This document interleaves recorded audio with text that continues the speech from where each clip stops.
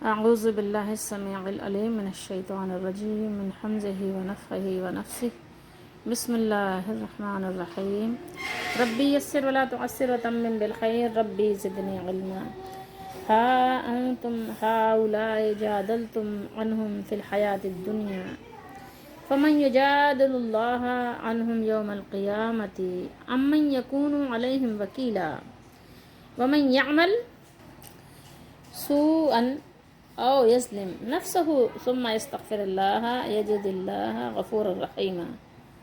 آیت نمبر 109-110 ہے، سورۃ النساء ہے، 5واں سپارہ ہے۔ ترجمہ ضیاء القرآن سے ہے۔ سنتے ہو تم وہ لوگ ہو کہ جھگڑتے ہو ان کی طرف سے دنیا کی زندگی میں، بس کون جھگڑے گا اللہ تعالیٰ کے ساتھ ان کی طرف سے قیامت کے دن، یا کون ہوگا اس روز ان کا وکیل؟ اور جو شخص کر بیٹھے برا کام، سو کر بیٹھے سوءن، یا ظلم کرے اور یظلم نفسہ، اپنے آپ پر، اپنی ہی جان پر، پھر ثم مغفرت مانگے یعنی معافی طلب کرے اللہ تعالیٰ سے، تو پائے گا اللہ تعالیٰ کو بہت زیادہ معاف کرنے والا، یعنی بڑا بخشنے والا، بہت رحم فرمانے والا۔ ہاں انتم ہؤلاء، یہ جو دو آیات ہیں ان کو بہت زیادہ غور و فکر کے ساتھ سمجھنے کی ضرورت ہے۔ فی الوقت یہ ہمارے لیے اس میں یعنی بہت کچھ سبق پوشیدہ ہے۔ فرمایا کہ ہاں تم لوگ دنیا کی زندگی میں تو ان مجرموں کی طرف سے بحث کر لیتے ہو، جھگڑ لیتے ہو، سوچو تھوڑی دیر کے لیے، غور کرو، فرض کرو کہ یہ لوگ اگر اس وجہ سے دنیا میں کامیاب بھی ہو جائیں، تمہاری سپورٹ کی وجہ سے، اپنے جرم کو وہ چھپا بھی لیں، اس کی وجہ سے ان کا بچاؤ بھی ہو جائے، جو یہ ظاہر کرتے ہیں یا جسے ان احکام کے سامنے ظاہر کیا جاتا ہے، جو ظاہری حالات کے مطابق فیصلے کرتے ہیں، تصور کرو، اور وہ اسی بات کے مکلف ہیں، تصور کرو تھوڑی دیر کے لیے، تو کل روز قیامت اللہ کے دربار میں، اللہ کے سامنے یہ کیا کریں گے؟ جو ظاہر اور خفیہ تمام حالات کو جانتا ہے، اللہ تعالیٰ جانتے ہیں نا، ہر بات کو جانتے ہیں نا، جو ہماری چھپی ہوئی ہے، جو ہماری ظاہر ہیں، ہر بات کو اللہ تعالیٰ جاننے والے ہیں۔ اللہ سے دعا کرنی چاہیے کہ اللہ تعالیٰ ہمارا پردہ رکھے، لیکن دعا کریں کہ اللہ تعالیٰ ہمیں ہر طرح کے جرم سے بچائے اور جرم کی سپورٹ کرنے سے بھی بچائے، کہ اگر آپ ابھی جرم کا، مجرموں کا ساتھ دے رہے ہیں اور آپ کے ساتھ دینے کی وجہ سے ان کو قانونی تحفظ حاصل ہو بھی گیا، تو کل یہ کیا کریں گے اللہ کی اللہ کی بارگاہ میں کیا کریں گے؟ اس دن ان کے دعوے کو سچا ثابت کرنے کے لیے کون ان کی وکالت کرے گا؟ اس دن کوئی ان کا وکیل بننے کے لیے تیار نہیں ہوگا، یاد رکھو۔ اسی لیے فرمایا اللہ تعالیٰ نے امن یکون علیہم وکیلا، یا کون ان کا وکیل بنے گا؟ امن یکون علیہم وکیلا، یا کون ہوگا اس روز اللہ کی عدالت میں کہ جو ان کی طرف سے وکالت کرے، ان کا وکیل بنے؟ کوئی بھی نہیں ہوگا۔ آگے مزید اللہ تعالیٰ نے ارشاد فرمایا ومن یعمل، اور جو شخص بھی ایسا عمل کرے جو برا ہو، سوءن، یا جو ظلم ہو۔ اب یہاں ان دو چیزوں کو سمجھنا ہے۔ سوءن وہ گناہ جن سے انسان اپنے علاوہ دوسروں کو بھی نقصان پہنچائے، ایسا گناہ جیسے جھوٹی گواہی دینا، ٹھیک ہے، یا کسی بے گناہ پر کیا ہے تہمت کا الزام لگا دینا، اور بھی بہت طرح سے کسی کا مال چھین لینا، کسی کو کسی بھی طرح سے ایذا پہنچا دینا، بہت سارے گناہ ہیں جو کے اس میں ضمن میں آتے ہیں۔ لیکن یہ ہے کہ کچھ ایسے ہیں کہ جو ظلم کے معنی میں ہیں، تو یہاں پر یہ سمجھیے او یظلم نفسہ، اس سے ان گناہوں کی طرف اشارہ ہے جن سے انسان صرف اپنے آپ کو نقصان پہنچائے، ٹھیک ہے، جیسے بہت سے لوگ ہیں کہ اپنے آپ کو نقصان پہنچاتے ہیں، کسی ایسے گناہ میں مبتلا ہو جاتے ہیں جو ان کو اپنی ذاتی طور پر دنیا اور آخرت کے لیے نقصان کا باعث بن جائے۔ پھر اللہ تعالیٰ نے اس کا حل بھی بتا دیا، ٹھیک ہے، اللہ تعالیٰ کے پاس ہر طرح کے مسائل کے وسائل بھی موجود ہیں، حل بھی موجود ہیں، وہ ہمارا مالک ہے نا. یہاں پر حل کیا بتایا, کتنا خوبصورت حل بتایا. اللہ تعالیٰ نے ہر قسم کے گناہوں کے نتائج بد سے اپنی حفاظت کرنے کا خوبصورت طریقہ بیان فرمایا, اور وہ طریقہ یہ ہے کہ اللہ تعالیٰ سے توبہ اور استغفار کریں, اس سے معافی طلب کریں. تو اللہ تعالیٰ کو کیسے پھر پائیں گے؟ معاف کرنے والا پائیں گے. اللہ تعالیٰ نے اپنے جود و کرم کا تذکرہ کرتے ہوئے فرمایا ہے کہ جو شخص توبہ کرے, چاہے اس نے کوئی بھی گناہ کیا ہو, اگر وہ ابھی زندہ ہے تو وہ اس کی توبہ قبول کر لے گا. اللہ تعالیٰ توبہ قبول فرما لیتے ہیں اگر کوئی بھی گناہ آپ نے کیا ہے. ٹھیک ہے, جب تک انسان زندہ ہے اور ابھی توبہ کا دروازہ کھلا ہوا ہے, اسے مایوس ہونے کی ضرورت نہیں ہے. اب تک کی زندگی میں جو بھی گناہ کیے, جتنے بھی جرائم کیے, صدق دل سے اللہ تعالیٰ سے معافی طلب کر لیں, اللہ تعالیٰ معاف فرما دیں گے. ٹھیک ہے, اللہ تعالیٰ نے یہاں کتنی خوبصورت اپنی صفت بیان فرمائی ہے, کتنا خوبصورت انداز ہے اپنے بندوں کا, کیسے اللہ تعالیٰ نے اپنا بھرم رکھا ہوا ہے. فرمایا کہ جو شخص کوئی برا کام کر بیٹھے یا اپنے حق میں ظلم کر لے, پھر اللہ سے معافی طلب کرے, معافی مانگے, اللہ تعالیٰ سے معافی مانگے, تو اللہ کو معاف کرنے والا, بہت مہربانی کرنے والا وہ بندہ پائے گا. بہت مہربانی کرنے والا ہمارا رب ہے, وہ بہت مہربان ہے ہم پر. گناہ کیسا ہی کیوں نہ ہو, چھوٹا ہو بڑا ہو جیسا بھی ہو, اللہ تعالیٰ کا عفو, حلم و کرم, اس کی وسعت, اس کی رحمت, اس کی مغفرت بہت زیادہ ہے, بندوں کے گناہوں سے کہیں زیادہ ہے. بندوں کے گناہ کتنے ہی بڑے کیوں نہ ہوں, اس کو نہیں اندازہ تھا, نہیں پتہ تھا, اس کو نہیں شعور تھا, اس نے ایسے گناہ کیے کہ آسمانوں کو بھر دیا, اس نے آسمانوں تک کی بلندیوں کو پہنچ گئے گناہ, زمین کی وسعت کو پہنچ گئے, پہاڑوں سے بھی زیادہ اونچے بلند ہو گئے, کیسے ہی گناہ کیوں نہ ہو گئے. لیکن اب اس کو احساس ندامت نے گھیر لیا ہے, بس وہ توبہ کرے تو پھر وہ اللہ تعالیٰ کو معاف کرنے والا اور رحم کرنے والا, بہت ہی مہربانی سے پیش آنے والا وہ پائے گا اپنے رب کو. مسند احمد کی ایک حدیث شریف ہے, وہ بیان فرماتے ہیں کہ حضرت علی رضی اللہ تعالیٰ عنہ نے بیان کیا ہے کہ میں جب بھی رسول اللہ صلی اللہ علیہ وسلم کے کسی فرمان کو سنتا تو اللہ تعالیٰ جس قدر چاہتا مجھے اس سے نفع پہنچا دیتے ہیں. مجھ سے یہ ابو بکر رضی اللہ تعالیٰ عنہ نے بیان کیا, اور فرمایا کہ ابو بکر رضی اللہ تعالیٰ عنہ نے سچ بیان کیا کہ رسول اللہ صلی اللہ علیہ وآلہ وسلم نے فرمایا کہ جو مسلمان کوئی بھی گناہ کر بیٹھے, پھر وضو کر کے 2 رکعت نماز پڑھ لے اور اللہ تعالیٰ سے اس گناہ کی معافی مانگے, تو اللہ تعالیٰ اسے معاف فرما دیتے ہیں. ما من مسلم یذنب ذنبا ما من مسلم یذنب ذنبا ثم يتوضأ فيصلي ركعتين ثم يستغفر الله لذلك الذنب الا غفر له. دوبارہ اس کا ترجمہ سنیے, جو مسلمان کوئی بھی گناہ کر بیٹھے, پھر وضو کرے اور 2 رکعت نماز پڑھ لے اور اللہ تعالیٰ سے اس گناہ کی معافی مانگے, تو اللہ تعالیٰ اسے معاف فرما دیتے ہیں. اب ان آیات مبارکہ کا پیچھے سے ذرا ہم ربط غور کریں کہ ربط کیا ہے ان کا. پیچھے ہم نے آیت تلاوت کی تھی, اللہ تعالیٰ نے ارشاد فرمایا کہ یستخفون من الناس ولا یستخفون من اللہ وهو معهم اذ یبیتون ما لا یرضی. اللہ نے فرمایا کہ وہ چھپا سکتے ہیں اپنے ارادے لوگوں سے. ٹھیک ہے, ان کے کیا ارادے ہیں, انہوں نے کیا پلان کیا ہے, لوگوں سے تو وہ چھپا سکتے ہیں, لیکن وہ اللہ سے چھپا نہیں سکتے. لا یستخفون من اللہ. ٹھیک ہے, اللہ تعالیٰ سے وہ اپنے ارادے, اپنے جو ان کے مشن ہیں, اس کو وہ کیا کر سکتے ہیں, وہ نہیں چھپا سکتے.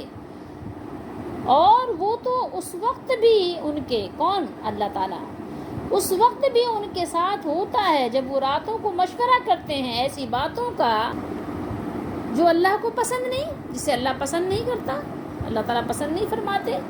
اور اللہ تعالیٰ جو کچھ وہ کرتے ہیں اسے گھیرے ہوئے ہے. وَكَانَ اللَّهُ بِمَا يَعْمَلُونَ مُحِيطًا, اللہ نے اس کا احاطہ کیا ہوا ہے. تو ہمیں چاہیے کہ ہم غور و فکر کریں ذرا کہ جس چیز کے بارے میں اللہ کو معلوم ہے اسی چیز کے بارے میں ایک تو اس کے سامنے گناہ کرنا اور پھر اس کی سپورٹ کرنا، یہ بغیر تحقیق کے بھی ہو سکتی ہے کہ ہم سپورٹ کر رہے ہوں، اور یہ بھی کہ جان بوجھ کر بھی کر رہے ہوں، پتہ بھی ہو. ٹھیک ہے، سپورٹ دو طرح سے ہوتی ہے. ایک تو یہ کہ اندھا اعتماد کر لیا کہ ہاں اس نے کہا ہے، سچ کہا ہے، کیونکہ یہ ہمارا اپنا ساتھی ہے، ہمارا اپنا رشتہ ہے اس کے ساتھ. لیکن ایک یہ ہے کہ تحقیق تو کوئی نہیں ہے، لیکن یہ ہے کہ تعصب کی بنیاد پر ہے. ٹھیک ہے، اور ایک یہ ہے کہ جانتے بوجھتے ہیں. کئی صورتیں ہو سکتی ہیں، اس کے مختلف انداز ہو سکتے ہیں کہ جس کی وجہ سے انسان غلط چیزوں کی سپورٹ کر رہا ہے، حالانکہ اس کو معلوم ہے کہ اللہ تعالیٰ حاضر ناظر ہے، ہر چیز سے باخبر ہے، اور وہ انسانوں کے تمام اعمال کو اپنے احاطے میں لیے ہوئے ہے. تو جو ہم نے آیات یعنی پچھلی پڑھی ہیں، ان آیات میں ان لوگوں کو اپنا ماتم کرنے کے لیے یعنی کہنا چاہیے کہ کافی ہے جو یہ ایمان رکھتے ہوئے کہ ہم اللہ تعالیٰ کے یعنی سامنے ایک طرح سے ہماری حضوری ہے، حاضر ہیں، اللہ تعالیٰ ہمارے ہر عمل سے باخبر ہے، اور اس کے درمیان اور ہمارے درمیان کوئی حجاب بھی نہیں ہے. اس نے ہمارے ہر اعمال کو گھیرا ہوا ہے، وہ ہمارے کسی عمل سے غافل بھی نہیں، اور پھر وہ اس سے نہیں شرماتے اور نہ اس سے ڈرتے ہیں. اگر ہم کسی آدمی کی موجودگی میں کوئی بری حرکت کرنے کی جرت نہیں کرتے، سوچئے کہ اگر ہمیں پتہ ہو کہ یہیں پر پولیس کا تھانہ ہے تو کیا وہیں پر ہم جا کر چوری کریں گے؟ اگر ہماری پولیس والے سے کوئی یعنی وہ نہیں ہے، جیسے ہوتا ہے ایک طے شدہ معاملہ یا جان پہچان، یا اسی کے بہاف پر چوری کر رہے ہیں، ٹھیک ہے، اس کو معلوم ہے کہ ہم اس کے رشتہ دار لگتے ہیں، تو اگر تو ایسا نہیں ہے تو کیا کسی تھانے دار کے سامنے ہم ایسی جرت کریں گے کہ جا کے اسی کے محلے میں اسی کے سامنے جا کے چوری کریں؟ نہیں کریں گے نا، کبھی بھی نہیں کریں گے. پتہ ہے نا کہ سزا مل جائے گی. اللہ جو ہمارے ہر عمل سے باخبر ہے، اسی کے سامنے دیدہ دلیری کے ساتھ کرتے ہیں. کیسی جرت کی بات ہے؟ ارے یہ تو بہت بڑی بات ہے کہ تھانے دار کے سامنے آپ نہیں کرتے، آپ کسی محلے والے کے سامنے بھی اپنی چوری نہیں بتاتے. آپ کو پتہ ہے تھوڑی بہت تو حیا کرتا ہی ہے انسان، اللہ ماشاء اللہ کہ ان کے اندر سے بالکل حیا نکل گئی ہے.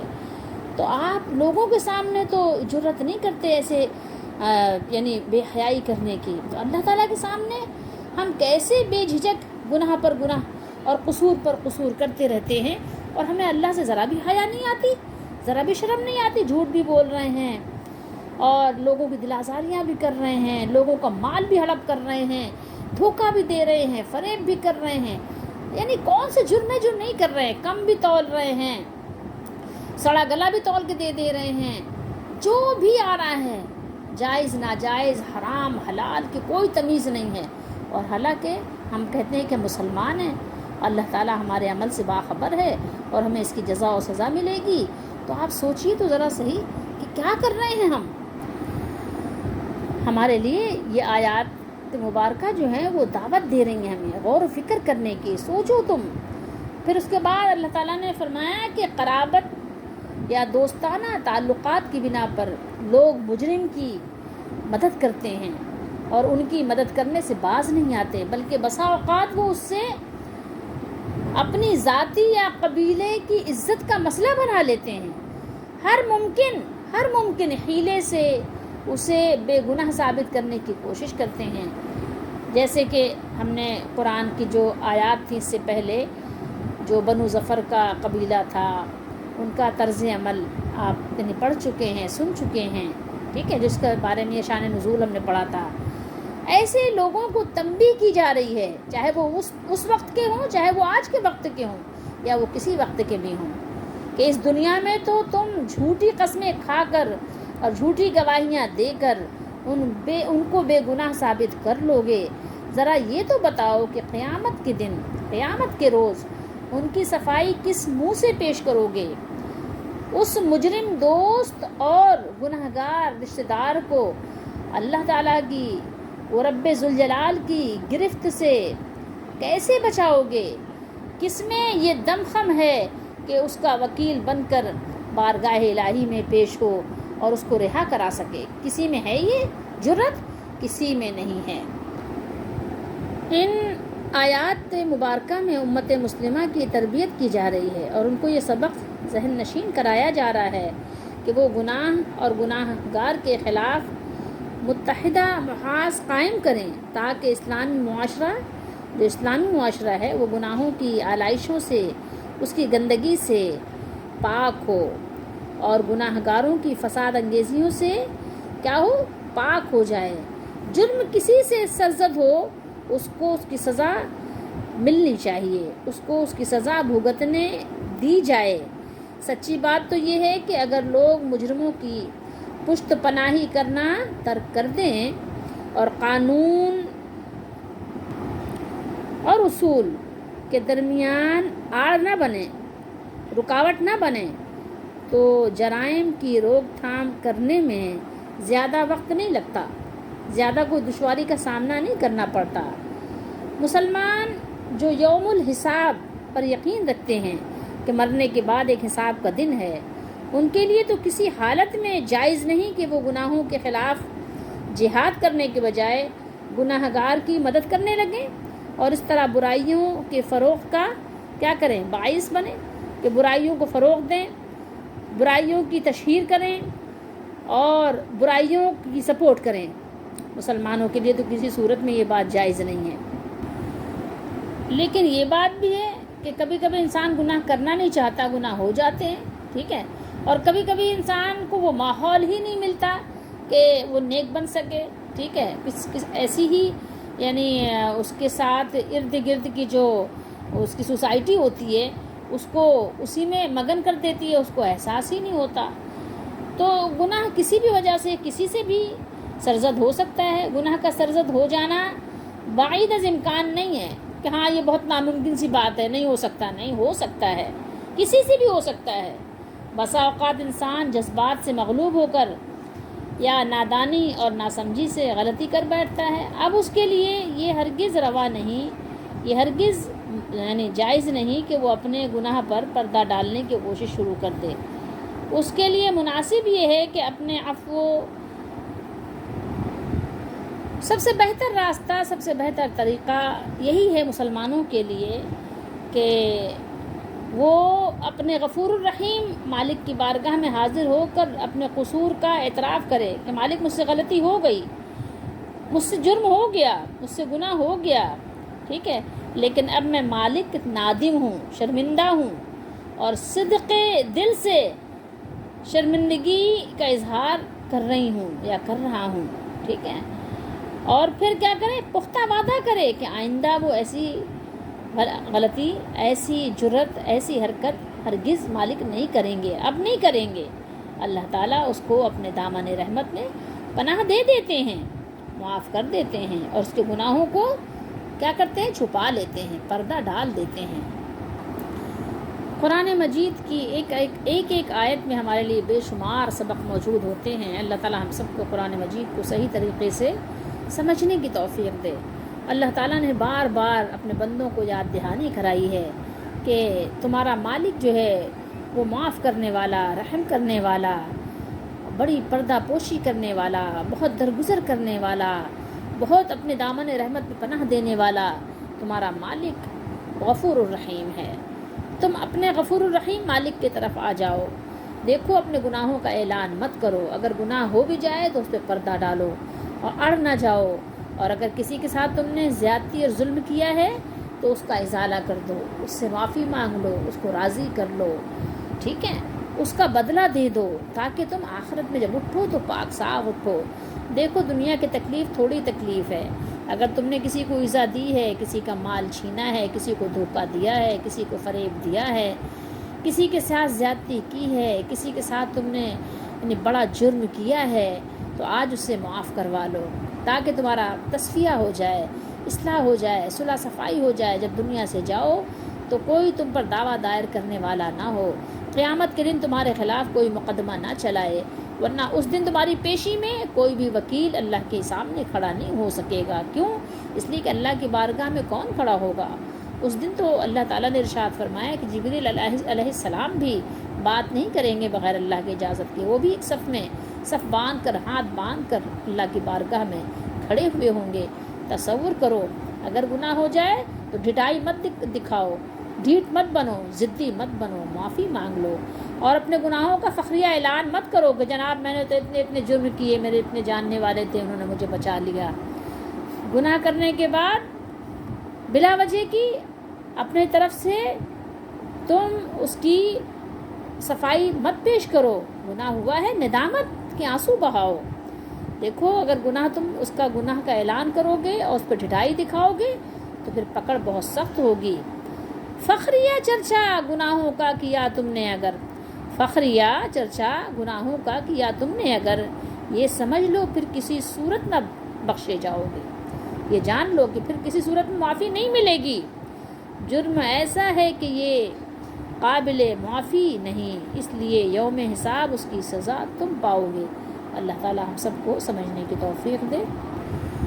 اگر کسی سے گناہ ہو جائے، کسی بھی قسم کا گناہ ہو جائے، تو اس کو اعلان ہرگز نہ کرے، اس کو چھپائے، اور اگر کسی کے ساتھ اس نے زیادتی کی ہے تو اس سے معافی تلافی کر کے اپنا معاملہ ختم کرے، ٹھیک ہے، اعلان نہ کرے۔ اعلان کرنا بہت بڑا جرم ہے، کیونکہ جرم ایسا ہے کہ یہ قابل معافی نہیں، اس لیے یوم حساب اس کی سزا تم پاؤ گے۔ اللہ تعالیٰ ہم سب کو اپنی پناہ میں رکھے، قرآن مجید کو صحیح طریقے سے سمجھنے کی، عمل کرنے کی، آگے پہنچانے کی ہمیں توفیق دے، اور اللہ تعالیٰ ہماری دستگیری فرمائے۔